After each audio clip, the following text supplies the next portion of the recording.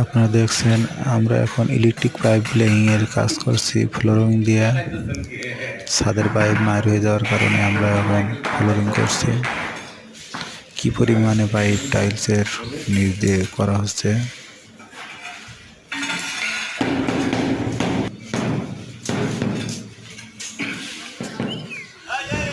আপনারা দেখছেন এখন ইলেকট্রিক পাইপ লেইং এর কাজ খুব সুন্দরভাবে কাজ করা হচ্ছে।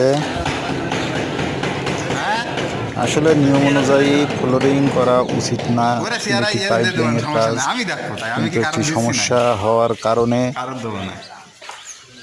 কেউ দেখার লোক ছিল না এখানে।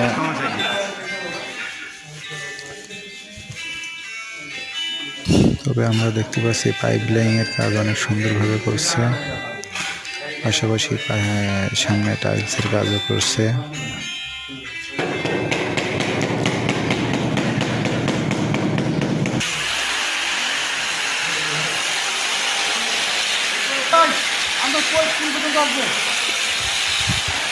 কেউ দেখা